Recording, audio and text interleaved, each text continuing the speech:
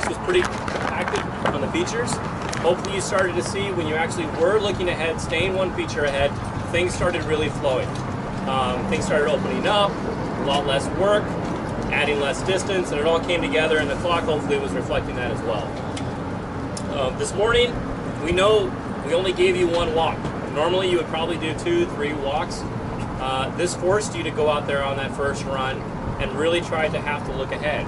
But you didn't really know the course all that well, so it was also forcing you to visualize the course, right? That's probably a term you've heard us say already this weekend, but it really is a very important part of autocross. It goes back to the course walk level. We walk the course in the morning to try to figure out where it goes, but as the Phase 1 guys remember from yesterday, it's also to try to think about when we're looking ahead and getting that mental movie, we like to call it, put together so that when you pull up to the line, you have an expectation of how the course is going to drive. Now, usually, we get an 80% right. Things tend to be completely different, some features, and we come back and we make changes to that mental movie. Yeah. So the visualization is really, really important to go out and execute a good first run, right? Some of you guys I know this weekend are telling me, well, first run's usually kind of my slower run, just figure things out. You can't do that. Autocross, you only get 3 runs at the national level, probably 4 on the local level. You need each run to count. And to go out and throw down a good first run is very, very important in a competitive environment. Many of us, I'm sure, have sat on our first runs. You don't want to, but sometimes that happens. So you can't throw away those first runs. So this visualization thing, again, how do we work on that? Well, we're going to do a drill here this afternoon where we're going to have you guys drive a course that you are not going to get to walk, okay? So this is going to force you guys to put this course together in your head first. Is there anything else we want to talk about before we move into that? I know we're all still kind of eating. Talk around what we did this morning. Anything new? No? We're still eating. Okay. Talk around what we're doing. Yeah. Close your eyes. Walk through it. You want to do that now? Yeah. Okay. All right. All right, we're going to go and move forward then for this next phase. What we're going to do is we're going to have you guys drive the course you just drove backwards. Okay? So, what does that mean? Well, we're actually going to be starting over on that side, right? Over on the finish chute. We're going to be going up. We're going to basically talk through this first time, okay? And then I'm going to have you guys close your eyes and go through it as well with us. We're going to be going up through the slot, right? And we have 2 offsets. We're going to set up for those 2 offsets. Those offsets are then going to send us up through the 6-back, I guess it is, the first chute. We're going to make a right-hand sweeper over to that slalom, right? Which side are we going to be entering on that slalom? Left side. We're going to be going out. Get into that slalom. We're going to be going through the next tube. I think that's an 8-pack. 8-pack. Whatever we want to call it. Yep. After the tube, we've got a gate, right? We're going to be approaching that slalom. Which way are we going to be entering that slalom?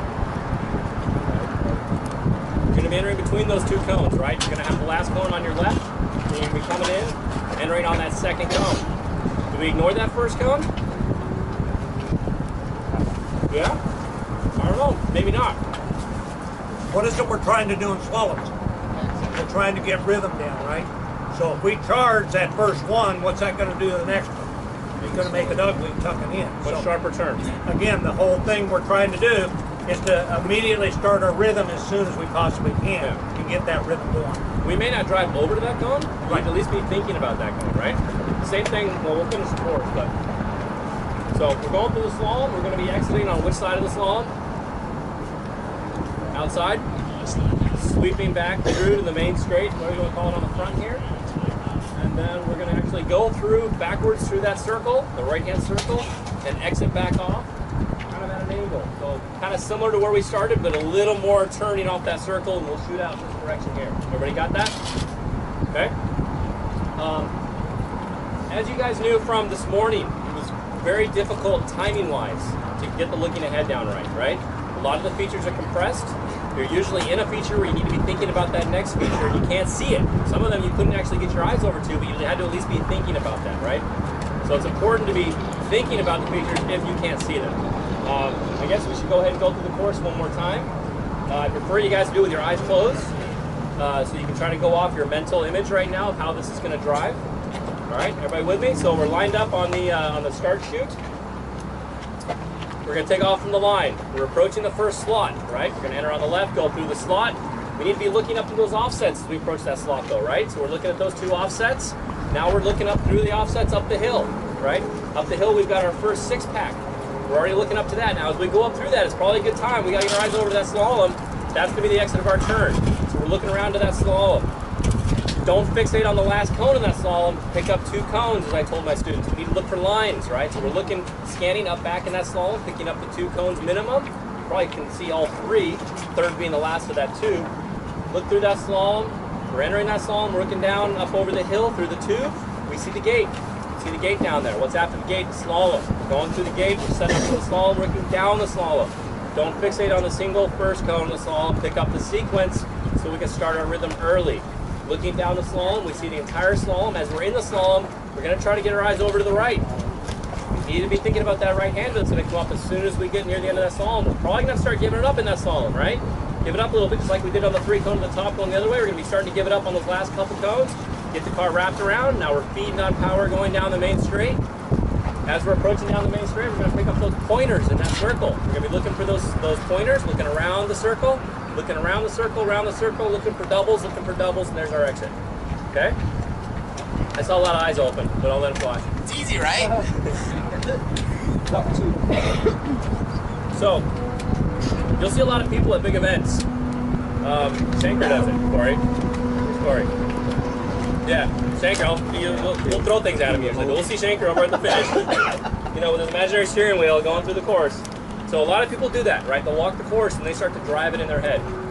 Visualization really is an important aspect of the sport. As you guys started learning yesterday, so much of this is mental. So this would be a really good exercise for you, again, to go out on a course you haven't driven yet and see how proactive we can be and not end up in a reactive state. The other thing you see from time to time is you'll see drivers because we all got idle time while we're waiting on our run to go. They'll be sitting in their car actually driving through the course. So much so that they'll put a timer on themselves, and if you come within 1 second to 2 seconds of what your actual drive time is, then you've got an excellent visualization of that course. If you're 10 seconds early or late, then that's the way it's going to translate when you're out there actually driving. So again, another good exercise to go through. I'll often do some visualization watching faster cars. I'll watch a K-Mod car or something that's really fast. So at a minimum, I'm going to be driving a course that happens faster than what's going to happen in my car. It's another way to stay ahead. Because again, a lot of this looking ahead is timing. You know, we know to do it. We know we're supposed to do it. So the key part is when do you do it? The earlier you can try to look ahead, the better ahead you're going to be on the course. I often try to go through it faster than real speed, because that way if I can remember it at a quicker pace, then when I'm driving it, it feels like I have more time. I'm seeing it earlier, I have more time to set it up and put the car where I want it.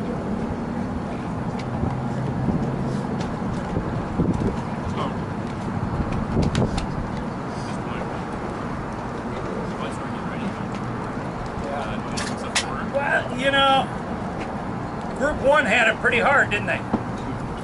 Why don't we start with Group 4? Group 4 is a good place. You guys are looking forward to watching all those what cars. we'll do, Group 4 will go 4, 5, 6, 1, 2, 3. So whoever works for Group 4, you need to go out and work right away, and then we just kind of continue around the clock. So Group 3 will be the last group to run. Give a few more minutes for you guys to finish your lunch and stuff. But I guess since we did that, is there anything should we just talk around now? Yeah, everybody hang on for just a minute. We're swapping. If you look at your sheet, we're going to swap out instructors, and you'll have that instructor the rest of the day. You know, so again, it's going to be working on the visualization things and the other things that we're going to be working on the balance of the day. Any questions for anybody? Any massive light bulbs go on this morning that weren't on before? Yes, Mike. 15 in a second earlier, instead of winding the thing all the way out in the first, and doing a power shift and the car's all out of control and swirling. That was a light bulb. It's the car balanced earlier, right? Yeah, exactly. And you know, almost without exception, we find that the sooner that we can get into the actual flow and not have to worry about all the... Now, don't get us wrong, there will be given courses that'll be so tight that you might want a lower gear, but most of the time, if you look at the actual effect of it, you lose 1/10 to 2/10 on the downshift, and you lose another 1/10 to 2/10 on the upshift. So when it's all done and said, are we really gaining just because we pull that extra torque and unbalance the car? So, Is it ever worth it to launch in second then? well, certain cars you Not in can, most like the cars. Z06, it's got enough you could actually launch it in second gear, but generally not. Bill Adams, from experience, Oh, okay. Forget first gear. Yeah. most cars now, you don't want to use first. It's almost like a compound. Oh, It's there all so quick. yeah, it's just you can't use it. You may just shift really short though, really quick. Yeah, you may. I mean, some cars we're in today, we just want to take a second. Yeah, it's easier. Just get it over with, focus on the turn, and then power out smoothly too. Like the Z06 may have been a better way to go. Just short shift a second, power out. You can be smooth on that power all the way down the straight. The key again is to not upset the car for the next feature. Have a settle going in. That's what Mike and I found is before we ever got to the crossover of the alley, we were in second gear, and it just pulled. And there's a couple of things to factor in there, because the engine braking, obviously, in a slow turn like this is going to be almost non-existent in second versus first gear. You'll have the engine braking, and for me, I'd rather have the engine braking so I don't have to use the brakes at all going around that turn. It's much easier for me to find where that limit of confusion is in first gear. But that said, as Tom was alluding to, shifting takes time, and our brains don't seem to want to do two things at the same time very well. I think a lot of you saw that trying to shift anywhere in that turn made it a lot harder to actually make that turn happen right, because you're focusing on the shift point and not on the turning, not on when to accelerate, not on all that, the rest of that stuff. I saw a lot of people that wouldn't look into that slalom until they got their 1-2 shift done. You know, and depending on where that was, it would just create problems. How many people tried to shift in that U-turn? This initial circle right here. Hard, right? It's hard. It didn't feel like it was that tough. I mean, I already had my hand on the shifter, so as soon as I felt like I could get it, and So you were one-handing through that circle? That's talent. You should One of the you should things try about that in Aaron CRX. You should try to steer with one hand and back, especially at the turnaround. That wouldn't have been enough, believe me. So, kind of getting back to that though, how many people felt like they got slower, but the time showed that they got faster? Should have happened for a lot of you. I mean, there was a lot of overdriving, a lot of car being kind of all over the place, and then the car smoothed out, and yet your times were faster. And so there's a lot of times out there where being on the edge of control is good to a certain extent, but there are places out there where being on the edge of control is not the right way to go, because we're trying to look for, to some degree, repeatability. You know, is there a spot you can gain a 10th by being over the edge? Possibly, but are you going to be able to do that again? Not very likely. Keep in mind too, we used to not even time this. You know, the important thing you guys need to take away from not so much is what the clock says, but how the execution felt. Because you're not going to have an instructor riding with you, so you need to have these filed, saved moments of that's how it should feel to execute a slalom. That's how it should feel to properly execute a decreasing radius. That's the important stuff to strive for, is the execution. And in this next session, the times you had in the morning don't correspond at all. So that's a lot of the reason why we used to not use timing at all for phase 2 is because it doesn't really matter as the day goes on here. Just remember, you got to be able to, like, with the students that I've had over the past 2 days, you got to be able to self-critique. That's that big thing. Like Brian said, there's not going to be an instructor in that seat every time. And you gotta come be in able to off that run. self-critique. Yeah. When you come in off that run, just do a self-download. Just take a minute, download. All right, I wasn't happy up here, and I wasn't happy over there. This is what I'm going to do to change it. And then you go out, and that way you're focused on your next run, what it is that you want to change up. Like I mentioned to Matt while we were on his runs, like, make sure you're honest with yourself. Like, be honest with yourself. If you didn't do something, be honest. And then go out and try to execute again. All right, we'll have a 5-minute potty break, and let's go with Group 4. have someone's sheet. Evan, is it yours? Say Evan? Yeah, that's my last one. Is this your sheet?